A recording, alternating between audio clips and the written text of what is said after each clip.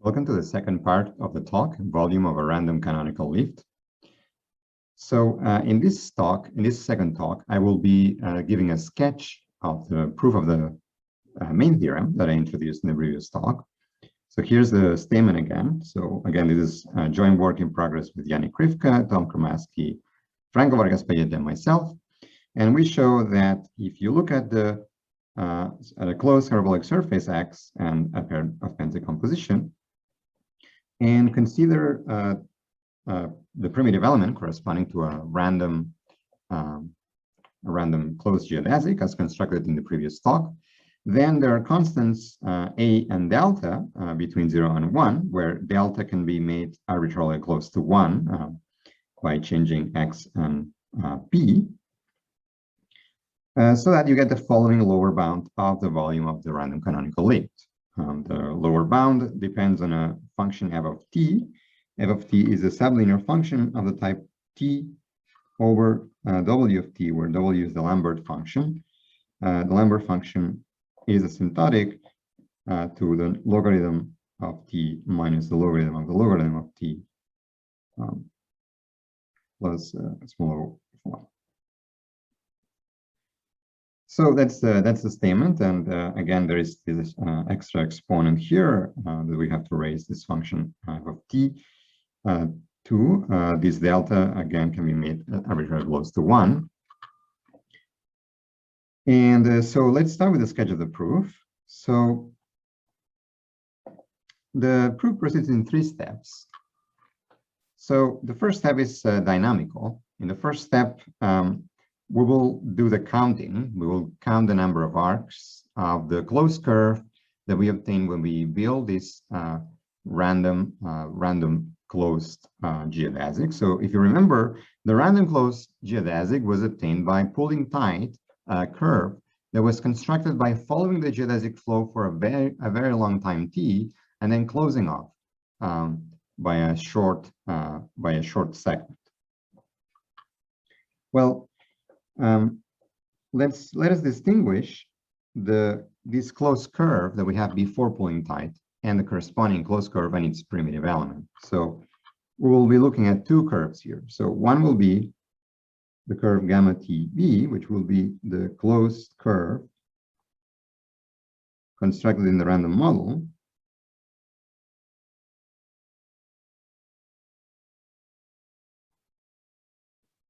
And then, so when we construct this curve by following the geodesic flow and then shortcutting, then we can pull tight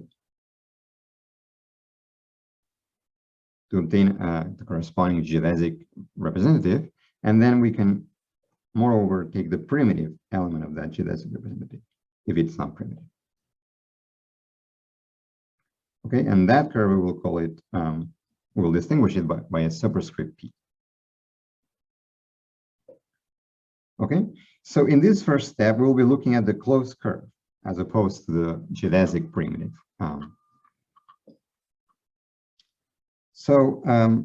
What we can show is that there are constants A and B between 0 and 1. Again, B will be playing the role of the constant delta in the previous statement, that give a low, so that we have the following lower bound for t long enough. Okay. So we have the following lower bound for the number of gamma t v arcs. Okay, so this is the closed curve constructed in the random model. And this is going to use dynamics. In particular, is going to use the exponential mixing of the geodesic flow. And then some analysis, because to apply the exponential mixing, which is a result that, in fact, will be an independent result that we will prove in this project, we need to approximate the volume of the maps BI by smooth functions, by smooth bound functions. So in the rest of this talk, I will be focusing in more detail on this first step. But now let me go to step 2 and give you a quick idea on how step 2 of the proof proceeds. So once we have this lower bound on the number of gamma arcs, then we would like to see what happens with the corresponding primitive geodesic, right? So the danger here is that when you pull tight to get the corresponding geodesic representative, the number of gamma arcs might drop or might change considerably. So what we can show is that in fact this doesn't happen. Then the number of gamma arcs that you get, if you consider the closed curve that you get by constructing the random curve by following the geodesic flow for a long time and then shortcutting, is actually very close. You know, at most it can drop by 1, in fact, to the number of gamma arcs for the geodesic, for the primitive geodesic representative. And this argument uses some hyperbolic geometry estimates to show that this pooling tight homotopy is actually short, and also requires, on top of that, some topology to analyze the types of bigons that can occur for this particular closed curve in order to establish this result, that the number of arcs actually doesn't change a lot when you pull tight. So I will not get into details in this step 2, but once you have these 2 steps, then you're essentially bounded the number of arcs, of gamma arcs for this primitive geodesic, and we also know it's filling because this gamma, the original closed curve, gamma is filling, and the property of being filling does not depend on the representative. And so as a result, we can apply the lower bound by Rodriguez-Migueles, and we obtain this lower bound on the volume, okay, and giving us the result of the theorem. Okay, so these are the 3 steps. Let me focus a bit more on step 1. Okay, so how do we do this counting of the number of gamma arcs, or how do we do this? Do we get this lower bound?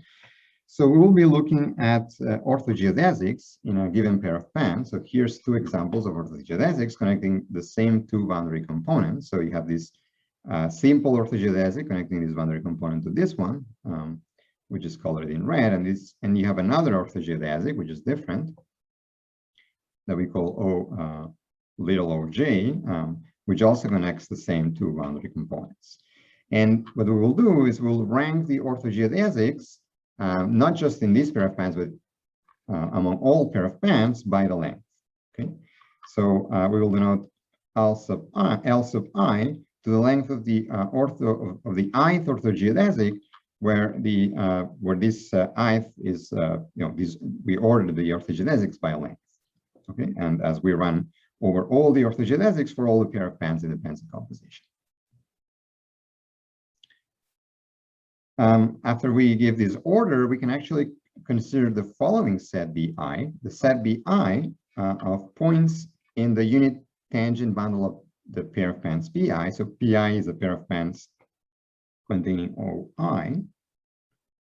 And we can look at all the points V in this unit tangent bundle of the pair of pans PI with the property that if you intersect the corresponding geodesic gamma V generated by the point V, so here's your point V in the unit tangent bundle, is the unit tangent bundle of UTPI, of PI, so the unit tangent bundle of PI. You pick a point in the unit tangent bundle, so a point and a direction, and then you consider the geodesic that is inside of this pair of pans PI, and it's generated by this point in this unit tangent bundle of PI. Well, this geodesic, this particular blue geodesic, is freely homotopic to this orthogeodesic, this red orthogeodesic. And so because of that, we say that this point B is in VI. Okay, so that's the set of points VI satisfying this property that their corresponding geodesics are freely homotopic to the orthogeodesic OI. And the good property about these sets VI is that in fact, they give a partition, can partition the unit tangent bundle as a union, as a disjoint union of these sets VI together with another set, let's call it M sub 0, that we will just disregard because its Liouville measure is actually 0. Okay, so the good thing about these VIs is that we can partition the unit tangent bundle of X as a disjoint union of these VIs. And if you look at these VIs in the universal cover, they actually have a nice parameterization. Okay, so here's how you can parameterize them. So you can look at the lift of the orthogeodesic, the red orthogeodesic in the previous picture. That's so that it corresponds to the vertical axis in the upper half plane. And let's suppose that this inner semicircle, it corresponds to the lift of this boundary component, whereas the other bigger, the outer semicircle corresponds to the lift of the other boundary component. And then a point is in VI. If you look at the corresponding point in the universal cover, its lift lies between, well, it lies between these two semicircles. So in this semicircular strip, and the endpoints of its of the intersection of the corresponding geodesic gamma V with these semicircles are located in these semicircles. Okay, so if you pick a point here and the corresponding and the corresponding geodesic intersects the corresponding semicircles. Okay, so that's a nice parameterization of this set BI. Using this parameterization, we can actually compute the Liouville measure of this set's BI. And we can actually give an explicit asymptotic formula given in terms of this. This uses some results by Bridgman. And moreover, we can also relate the length of the ith orthogeodesic to its order. So we can actually, at least asymptotically, relate the order in this ranking of orthogeodesics to its length. This follows by a result by Martínez in 2018 that gives you the number of orthogeodesics up to a given length. So this is the relation between Li and the corresponding I. Here, delta is the Hausdorff dimension of the limit set of the pair counts Pi that you're considering. And so putting these two things together, we can relate the measure of the set Bi to the number of arcs, or in other words, to the number of orthogeodesics, because we are counting arcs here up to free homotopy. Okay. And so now we will relate this number of arcs to a more dynamical quantity, which is the following: the number of visited VI sets. Okay, so here's how we will model this random model from the dynamical perspective. So here's the unit time flow map for the geodesic flow. Let's call it T. And then for a point V in the unit tangent bundle, let's denote C sub n of V to be the number of different VI sets in this partition of the unit tangent bundle that the orbit by the unit time flow map of V, going from the point V itself to the point T of n minus 1 of V, has visited. Okay, so we keep track of these different sets VI. Now, each different set VI corresponds to a different orthogeodesic OI. And so saying that your orbit has visited these many different sets VI means that it has the corresponding, if you look at the corresponding orbit of the unit time flow map, each one of the corresponding geodesics actually have gamma arcs that are freely homotopic to the corresponding orthogeodesic I. So this is keeping track of the gamma arcs of the random gamma BFT. And so to finish off, we would like to find the growth rate of for the number of visited sets so that the probability that the number of visited sets to step n is larger than that number of number m, that growth rate goes to 1 as n goes to infinity. And it turns out that the condition that guarantees that is if m is smaller or equal to the lower bound in the of the type in the previous statement. And so the idea of the proof is as follows. So suppose that your orbit has visited the first m sets from V1 to Vm, then the number of different visited sets is larger or equal to m, because it has visited the first m at least. And then you can play with this probability to get to this inequality over here. I'm not going to get into the details, which can be equivalently written like this. And then the point is to estimate this sum of probabilities for these intersections of pullbacks of these sets by the one-time flow map. And this is the quantity that you can estimate by using an exponential mixing type result.